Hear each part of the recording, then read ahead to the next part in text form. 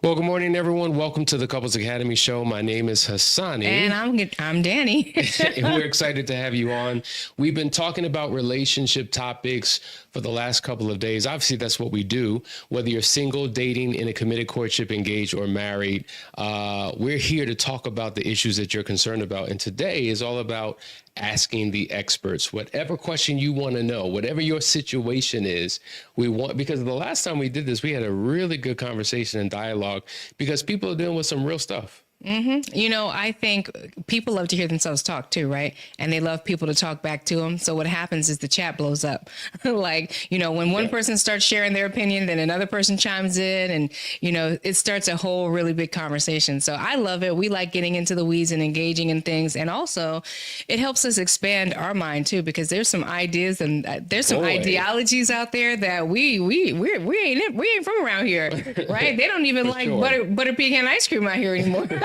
You know, so it's good for us to hear what's going on in the streets because there are different concepts out there and belief systems that we didn't really have to deal with when we were dating. Dating is completely different. And as people get married, it's completely different. So we're going to have a great conversation. But before we get started, make sure you like, share, and subscribe. Hit that notification bell. That way you will not miss an episode. Also, Last Chance Weekend is coming up. If you haven't registered, it's not too late. It's going to be June the 13th through the 14th, an amazing opportunity to take your relationship to the next level. If you're in any type of crisis, if you are on the verge of divorce, maybe you've been impacted by infidelity and you don't know what to do or how you're going to get out of it, this is where you need to go. Because what we do is we go deep in the pain and really help to focus on your personal healing and your relational restoration. So make sure you sign up for that. Link is in the description. And also, we've been talking about this. The show's coming out, Caught in the Act, Living a Double Life. You got to do that. And listen, guys, you do not want to miss this year's Phoenix Awards Gala happening Saturday, November 6th through the 8th. It is going to be hosted at the Heart Life Marriage Getaway 2025. And we can't wait because it's going to be at the Grand Geneva Resort, which is absolutely stunning. It's an amazing place. If you've never been there, you want to be there. So it's super affordable. It's going to be an amazing bash. You want to be there. Make sure you get your tickets. All you have to do is go to phoenixgalaawards.org. You can nominate somebody and you can get your ticket today. Hey, before we get started, I want you to jump in the chat and let us know that you're here. So you can just say, hey, tell us your name and where you're from so that we can acknowledge you. All right, let's go. Brandon Snake, good morning. Good to see you. We want them all coming in. All right. So we've had some questions that have come in to us that we're going to answer. But as we answer them, if it sparks a question in you, feel free. Like, this is not us performing in front of you to make you feel good. This is a dialogue. This is us engaging in conversation. This is an interesting one, Danielle. It says, how does self-esteem impact a relationship? My spouse is so insecure. In so many ways, you know, I think about how a lot of times that's where jealousy comes from, right? It comes from insecurity. And so you might be somebody who just feels like for whatever reason, your spouse is not going to be faithful to you, or they're going to leave you. You're not good enough for them, whatever the insecurities are, because everybody has a ton of insecurities, right? It could be my weight, what I look like, how I feel inside, whatever it is. Now you're going to project those insecurities onto your spouse. And so your spouse might not feel like that at all. They may not have those beliefs about you in any way, shape, form, or fashion, but because that's how you feel on the inside, you're projected at everywhere you go. You're reflecting the inside out everywhere you go. So insecurities, number one, is easy to spot in people. You can see how they move and how they avoid and all the things that they do. But the person that's in a relationship with them really suffers because they love that person. You know, they don't want the person to feel the way that they feel, but there's not enough speaking positivity and all of that you can do to fill up that hole. That person has to do the work for self-discovery, number one, and do that inner work to heal themselves. That way they can move forward in a relationship in a healthy way. Yeah. When I think about the word insecurity, the first part of it is in. So your security comes from within. It's not out security, it's insecurity. And a lot of times if a person's struggling with insecurity, they're looking for validation. They're looking for the person that they're with to help them feel better about themselves. And so you can't grow beyond your self-image. And so when you have a healthy self-image and your image is no longer broken, that's where you find the most security. Now, I will say, security can come from two places, or the lack thereof. Childhood, upbringing, what you've experienced in your life, and you bring those insecurities into your relationship. But sometimes if you're in an unhealthy relationship, things can happen within that marriage that can create insecurity as well. The key is properly identifying the root cause and the source of it, and not making somebody else responsible for something that they have nothing to do with. There's a perfect example. I remember hearing Dondre Whitfield, a good friend of mine, talk about this whole idea of, imagine going into a restaurant to sit down to eat, and the waiter says to you, listen, before you can even order your meal, you have to pay the ticket or the bill of the couple who came before you. And you're like, huh? That absolutely not. I'm not paying for I their do that bill. all the time at Starbucks. Nah, maybe Starbucks. You can pay it forward, but the way the restaurant bills are nowadays, $200 for, you know what I'm saying? And I got to pay that bill. I had nothing to do with that. Right. And so in the context of relationships, oftentimes we're bringing in past hurts, past pains, idiosyncrasies, inconsistencies, baggage, all that stuff, and making our present partner pay for what was done in our past. And so this is why you want to become the best version of yourself, heal from your wounds so that you're showing up as your best self and not making your spouse responsible. Because it's so easy to point the finger because eyes look outward instead of inward at oneself. And I think we shift blame oftentimes as a result of this insecurity. Yeah. And, it's unfortunate because the person that is insecure, they don't necessarily know it either, or maybe they have not owned it or accepted it. So that's a challenge too, because, you're with somebody who has obvious insecurities. It's obvious to you, but not obvious to them. And so now they're making you the problem, right? The lack of your insecurity, the way that you're living your life, you're free, you're engaged, you're connected, you're doing all these things, but they're not. And so now you become the enemy because they can't find it within themselves to discover what's broken and why they can't be free. So it can be a huge challenge. Now, interesting we just talked about that, because this next question is a deep one. Not really deep, but worthy of having a conversation about, because this can create insecurities. Here it is. My spouse follows so many men on social media who look nothing like me. It makes me angry, and she disregards me every time I bring it up. Is there anything wrong with it? What do you think? What do you think? What do you think? What do you think? You go first. I went first the last time. Obviously, there's a major problem with it. First of all, why are you this is a common thing, because when couples come to us all the time, a spouse feels very insecure about the fact that their spouse is following all these other men or all these other women online.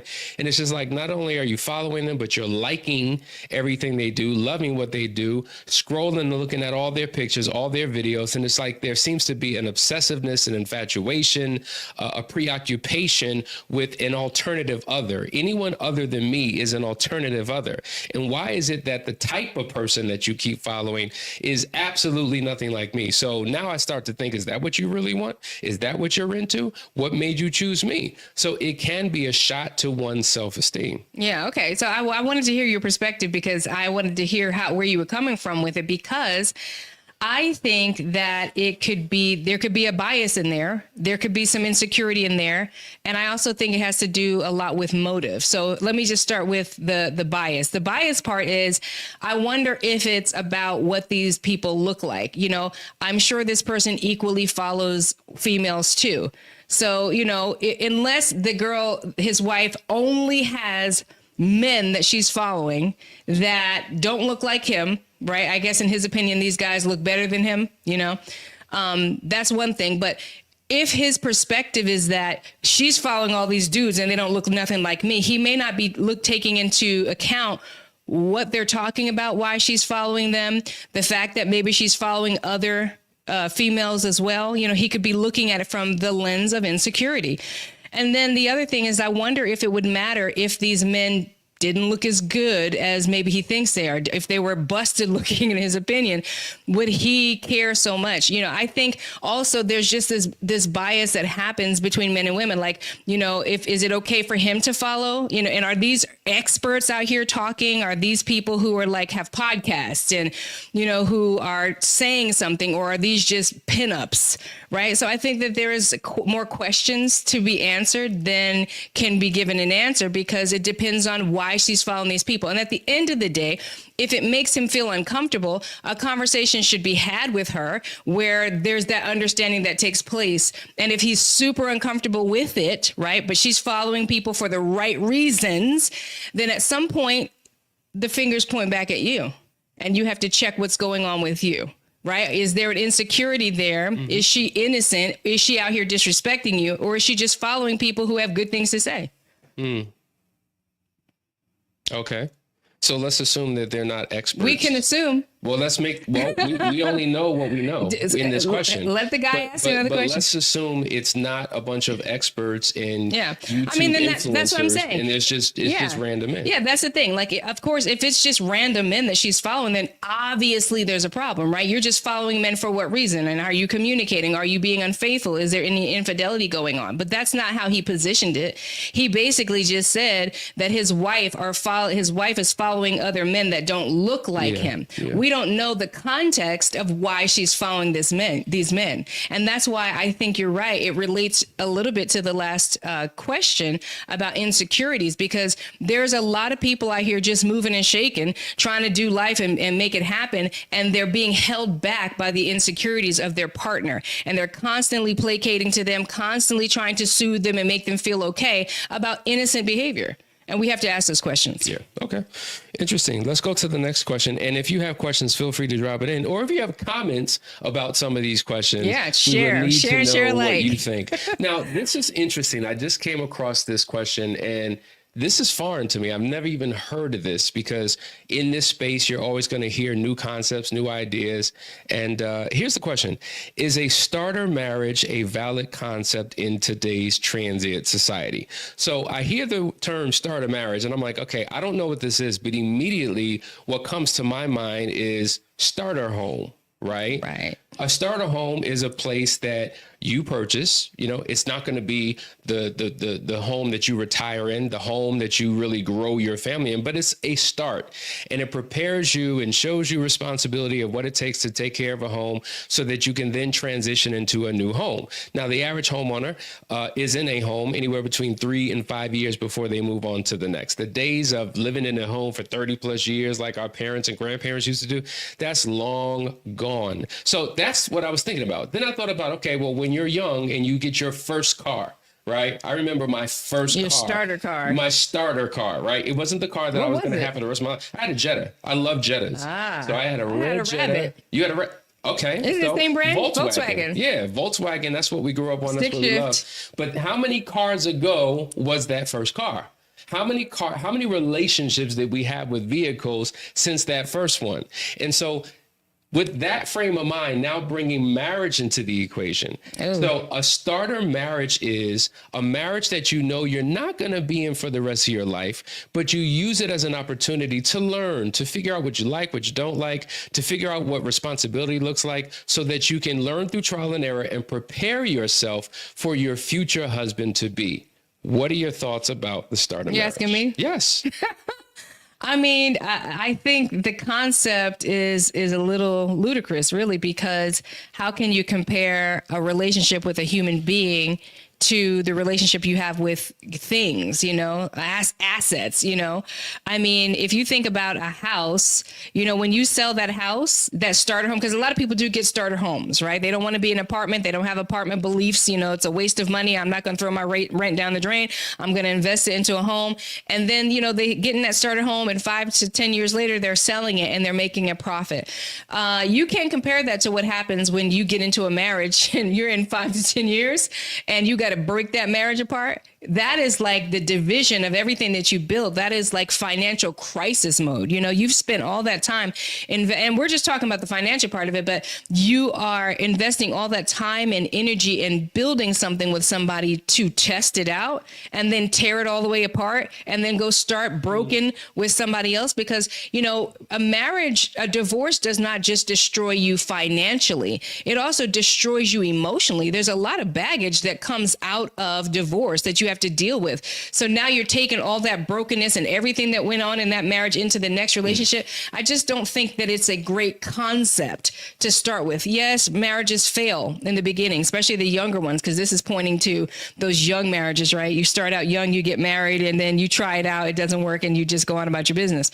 But I don't think it's a great concept to step into. Instead, just date. Spend your time getting to know somebody. Make sure that they're the right person. Get the counseling that you need and try your best to do it right. But don't go into a marriage with the mindset that this is the starter and that after this, I'm going to trade this in for, 220s. You know what I mean? Yeah, it's a classic indication that we talk about all the time of people doing marriage wrong. Yeah. And you really have to learn how to do it right. And when you truly understand the 4 seasons of a successful relationship, the first one being the dating season, that's the selection process.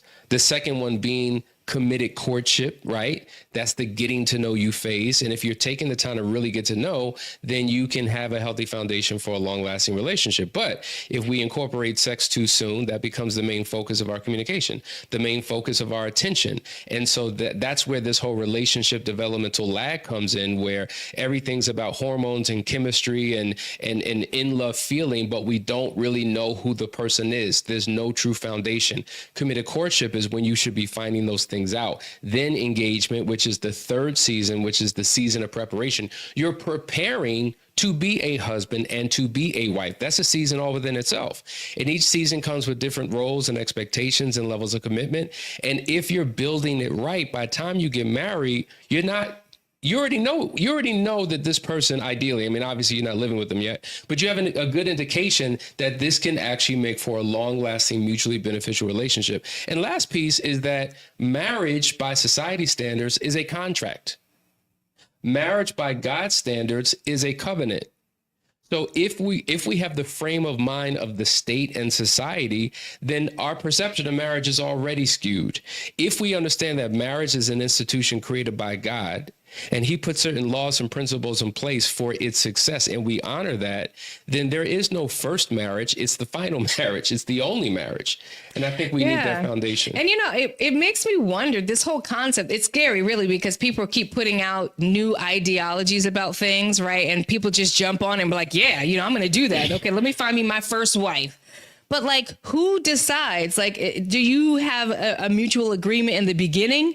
Yes, this is both of our first marriage. This is our starter marriage. How do you have that conversation with somebody? Or is this somebody getting slapped in the face later on? They didn't even know that for their spouse, this was just a starter marriage. And I'm done with you now. I've tested you. I put some rounds on you, and now I want to go and try it for real with someone else. The concept in and of itself just seems distorted and broken and something that just doesn't work, or something that is just going to cause a lot of people a lot of devastation. Sure. It's one of those things that's going to have people asking more weird questions on dates. Do you believe in starter marriages? Do you know what I'm saying? These are the things that you have to ask, because there's so many mindsets out there. You don't know what you're stepping into. And there was a time when people would get together and they weren't asking the right questions. And then you'd find out way down the line in the relationship, who sets the stage for this conversation? How do you do that? And you mentioned there's a book on this thing. Oh yeah, there's a book. Are they teaching you how to do it, or are they deconstructing the philosophy? Yeah. Because what happens is marriage and relationship has to change and adjust to the society that we live in. That's how the world thinks, okay? So because we have people who can identify themselves however they want, because we have laws that now support certain types of behaviors and relationships, you have to shift and adjust accordingly in order to be relevant. Otherwise, it's old, it's antiquated. That's why people question, is marriage even a concept in modern society that we should consider? Because it's an old traditional way of thinking and doing and living. And the way that we operate in today's society is different. And so at the end of the day, you can't age out an institution that has been established by God, that is one of the foundational pillars of society. But that's what we try to do, redefine Yeah. what's important. And from the very beginning, we always say like you should not have a parachute or escape route in your marriage, right? That's not how you step into a relationship or a marriage. But in this case, it's exactly what you're doing. You're stepping into the relationship knowing that this is just the starter. You're going to run a few laps and then you're going to call it quits. And that's just, you're headed for self-destruction. Wasn't it a song? Kara's one? Yes. You're headed for self-destruct. That was a joke. So anyway, we have Flo. I have a comment from Flo who said, show on stage. Okay, there we go. I had a hard start. It became horrible. I stayed single until I became stable enough to start dating again. Yeah. And so that's real. I mean, people do have hard starts. Sure. People often enter into relationships that they're not ready for, or they didn't spend enough time to really get to know who that person was, or they were deceived, right? Because people show up one way prior to commitment, another way after commitment. And so, yeah, it could be very difficult. I think many people can relate to that. That's different than intentionally going into a union saying, I know I'm not going to be in this forever, so let me get what I can get. Let me learn what I can learn so I could take all these jewels and pass them on to the one I'm really supposed to be with. Imagine that being a part of your vow. Like, imagine what the wedding is like. Yeah.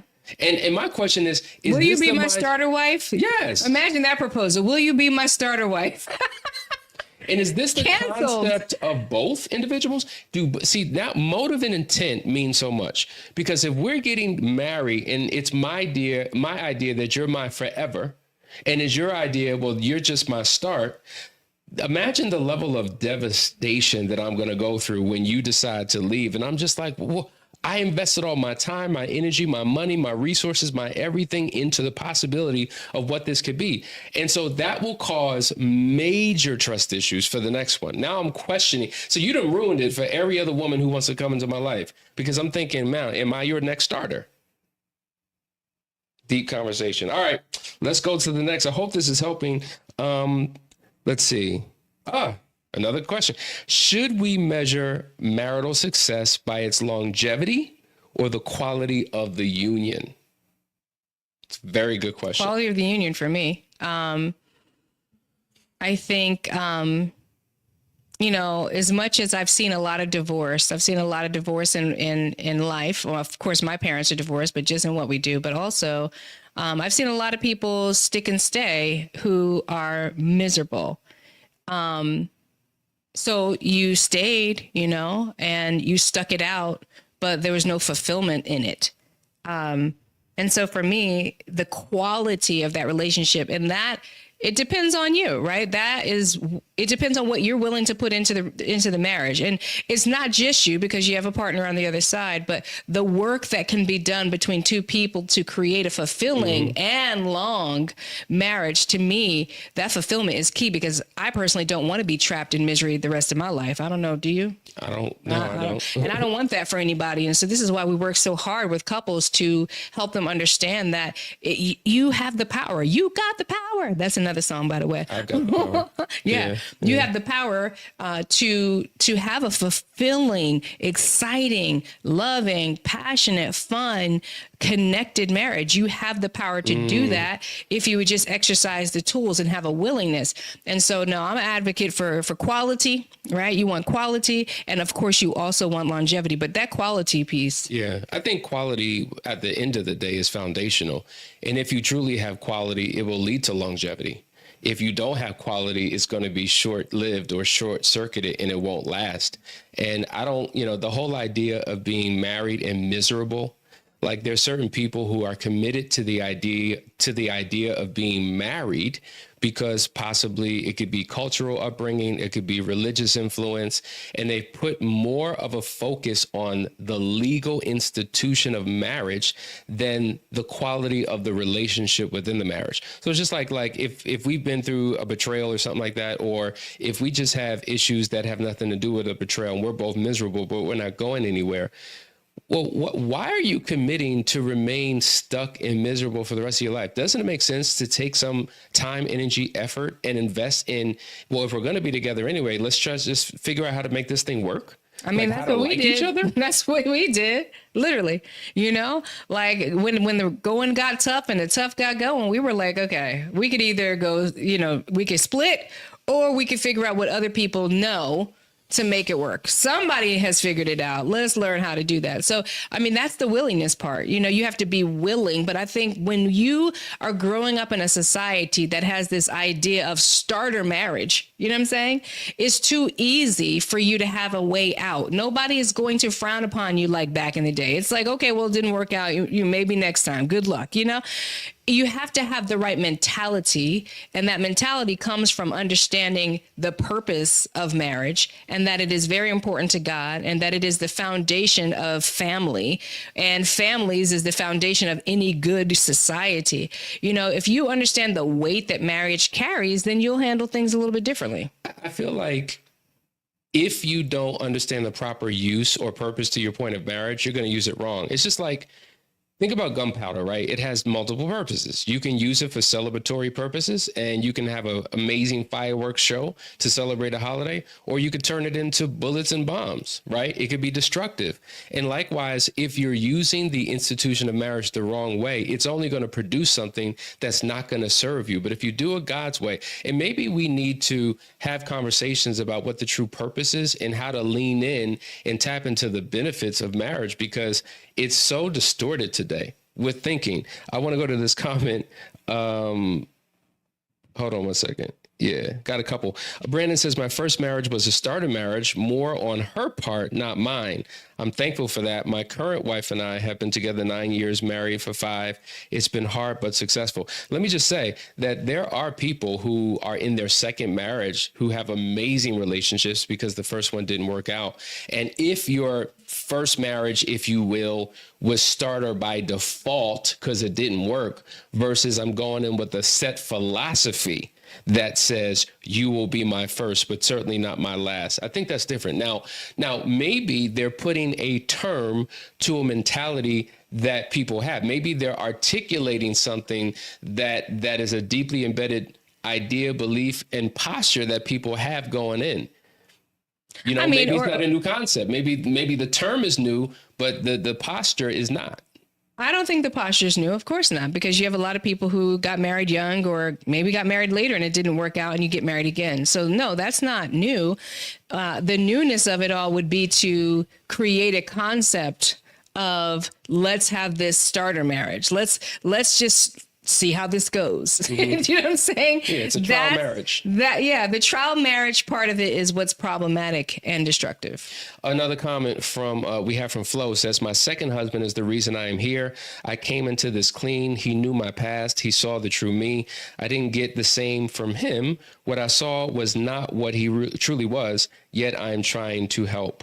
So I'm assuming you're still in the relationship with him. If so, that's what we're here for. We're here to help, because a lot of times, Chris Rock said it best, you know, when you meet somebody, you're meeting their representative.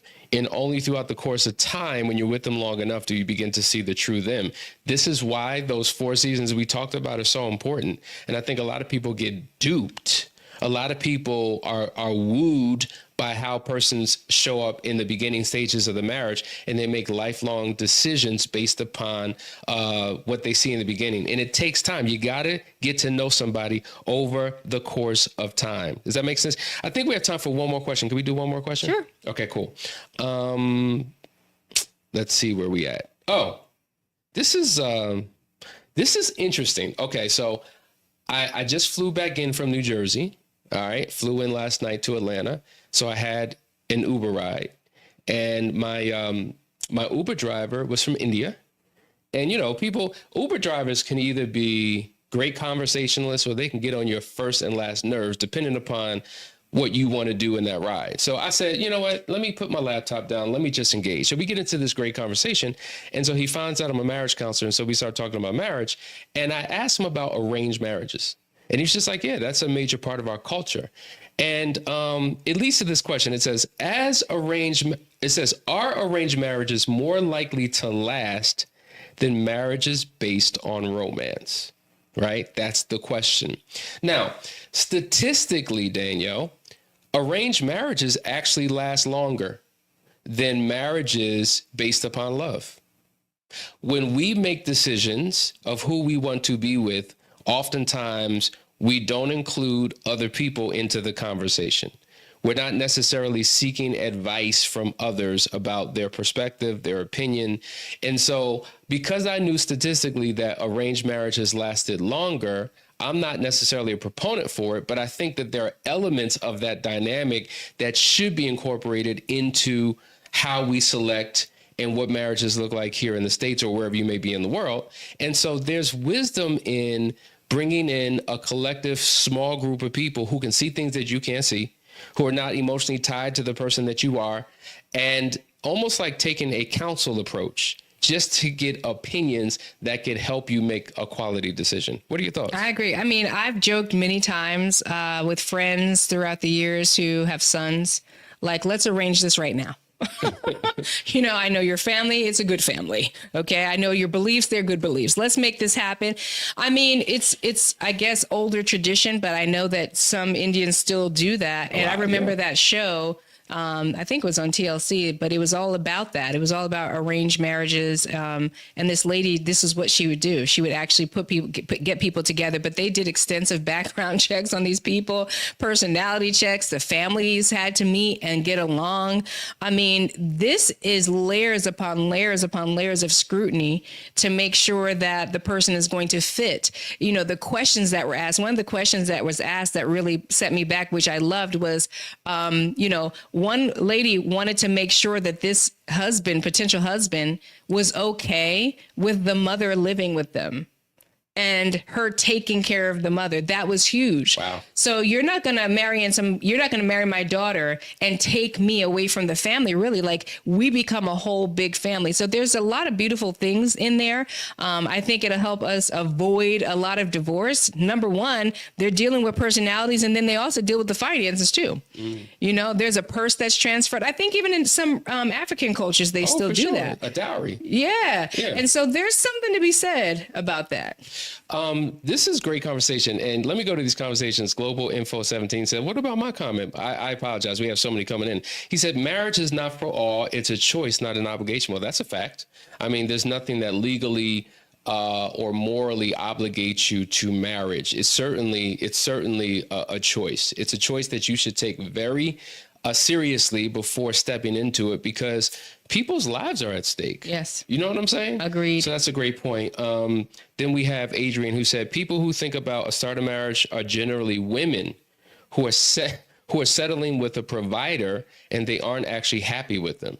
That's interesting. We'll be researching that. Well, we know that there are lots of women who make decisions based upon stability, security. There is no love. And in many regards, isn't that what an arranged marriage is doing? I mean, it's kind of doing that, right? It's somebody being partnered with somebody that they don't necessarily care for in that way, but their safety and their security, and they're taking care of legacy. So there's that. Yeah. And then we have Dr. Keisha, who says arranged marriages last, right? Now, keep in mind, going back to the whole quality versus longevity, I know for a fact, because we've been in this space for a long time, and we've actually counseled people all over the world, including India.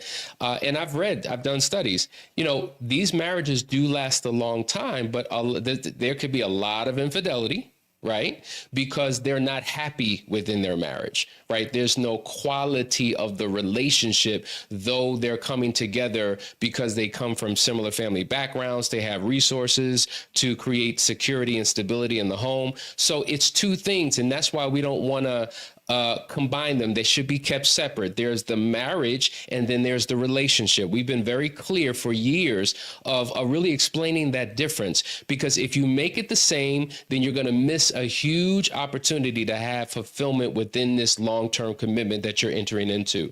And so that requires constant conversation and going deeper into. But anyway, this has been a great conversation today.